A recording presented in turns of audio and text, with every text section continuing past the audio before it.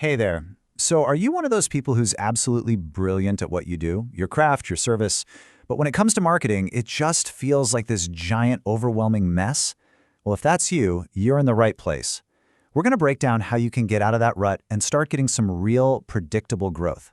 And to do that, we have to start with a philosophy that's as simple as it is powerful. Now, I know what you're thinking. This sounds a little controversial, right? But it's actually central to what we're talking about today. The author of our source material argues that trying to reinvent the marketing wheel is, and I quote, too bloody dangerous. You know, success doesn't always come from having some brand new original idea. A lot of the time, it comes from modeling what's already been proven to work. So that really begs the question, doesn't it? If finding a successful model and adapting it is so effective, why do so many smart, talented professionals insist on starting from a blank page every single time? It's a path that usually just leads to a lot of frustration and wasted money. But the good news is there is a much simpler way forward. Okay, first things first, we need to really understand the root of the problem. It's this trap that so many people fall into, and the wild part is, they often fall into it because they're so good at what they do. Let's dig into the struggle that keeps truly talented people from having a truly successful business.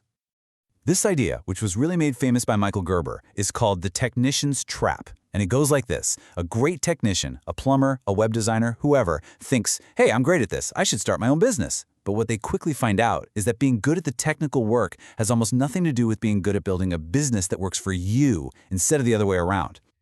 And look, this slide just lays it out perfectly. It shows the two paths. Over on the left, you've got the technician. They're overworked, totally stressed out, and basically a prisoner in the very business they created. But on the right, you have the business owner. They're calm, they're in control, and they're enjoying the results of a system that works for them. The difference isn't their skill level. It's having a plan. I mean, just think about it this way. Could you imagine boarding a plane and hearing the pilot come on the intercom and say, folks, you know what? Screw the flight plan. I'm just going to wing it today. No way. Professionals in any high-stakes field, we're talking pilots, doctors, you name it, they never just wing it. They follow a plan. And yet that's exactly what most business owners do with their marketing, risking their livelihood, their family's security, everything. So where does it all go wrong? Well, a lot of the time it starts with copying the wrong people. Small businesses see these huge corporations with their Super Bowl ads and billboards, and they think, okay, that's what marketing is. I should do that. But for a small business, that is a fatal mistake. And this right here, this is the critical difference that every single small business owner needs to understand. Mass marketing is about brand building. It takes years and millions of dollars. Direct response marketing, on the other hand, is built for us, the little guys. It's measurable, it's targeted, and it is designed to get a specific response, like a lead or a sale, right now. Here's the perfect way to picture it. If you've got a $10,000 marketing budget and you try to do mass marketing, you are just a single drop of water in a massive ocean of noise. You just don't have the money to make a dent. Your budget just vanishes.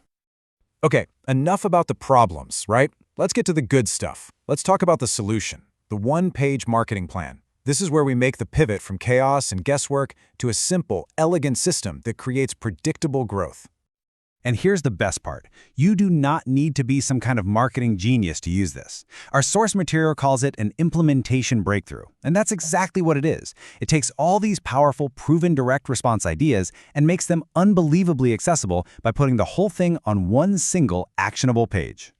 So here it is. This is the heart of the entire system. It simplifies the whole customer journey into three totally logical phases. You've got the before phase. This is all about grabbing the attention of the right people. Then you have the during phase. This is where you build trust and warm them up until they're ready to become a customer. And finally, the after phase. This is where you deliver such an amazing experience that they turn into a raving fan for life. That's it. Every single marketing thing you do can fit into one of these boxes. And that brings us to a huge mindset shift. Your goal is not just to make one sale.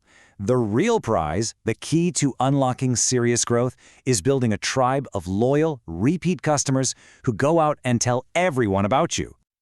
And to build that tribe, you have to get obsessed with one very important metric: lifetime customer value, or LTV. This forces you to realize that the first purchase is just the starting line. The real money isn't in what someone buys from you today. It's in everything they're going to buy from you over their entire relationship with your business. A simple way to think about this is the front end versus the back end. The front end is that very first sale, and honestly, a lot of times you'll just break even on that after you factor in your advertising costs. The back end is all the repeat business that comes after, and that is where all the real profit is hiding. So you're probably asking, okay, that sounds great. How do I actually increase that lifetime value? Well, the source material gives us 3 really clear, actionable strategies. Number 1, strategically raise your prices. Number 2, when people buy, upsell them with relevant add-ons. And number 3, create some kind of subscription model to get that recurring revenue and turn one-off buyers into long-term clients. This all leads us to the ultimate takeaway, the final transformation. The most successful entrepreneurs, they make this fundamental shift in their identity. They stop thinking of themselves as just a plumber who happens to own a business. They become a marketer who owns a plumbing business. Marketing becomes the master skill that drives everything else. So, we're going to leave you with this final question to think about. Because this isn't just about theory, it's about taking action. Look at your own business. What is the one small thing you can turn into a system in your marketing starting this week? Because remember, knowing what to do and not actually doing it is exactly the same as not knowing at all. Go take action.